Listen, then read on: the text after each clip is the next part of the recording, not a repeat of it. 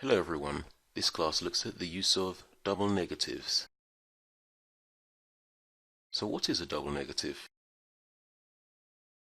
A double negative is when two negatives are used in a sentence and cancel each other out to make a positive.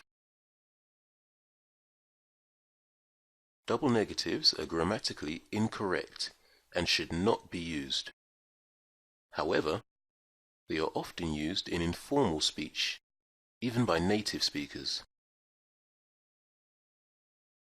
When using the negative form of a verb, e.g., aren't, don't, won't, and so on, do not follow it up with a negative determiner or quantifier, such as nowhere, nothing, or never.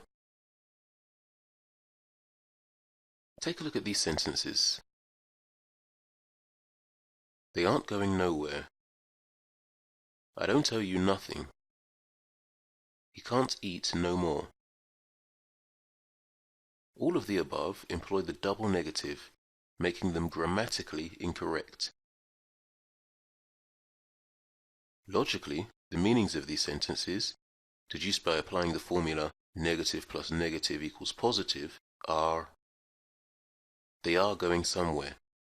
Aren't plus nowhere equals somewhere. I owe you something.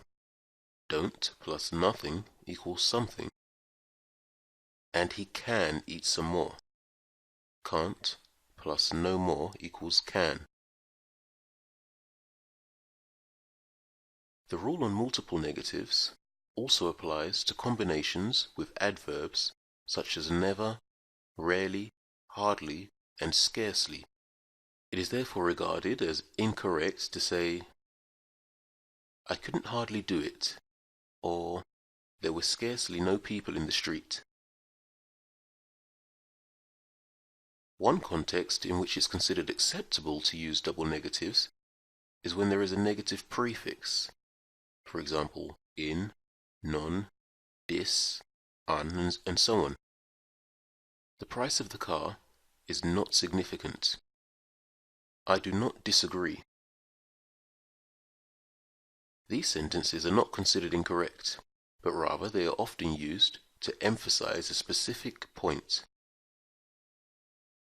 The suggestion is that there is a deeper meaning or connotation, or that the situation is not so clear. The first sentence suggests that not only is the price of the car significant, but that it is very significant.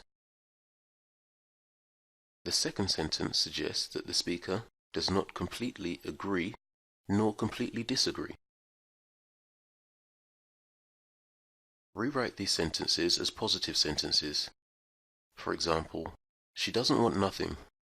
This would actually mean she wants something.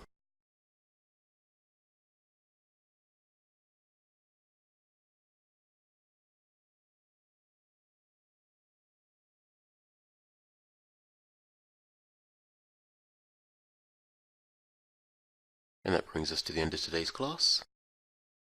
For more information on our one-to-one classes with a native speaking teacher, visit speakeasy1to1.com. Thanks for watching.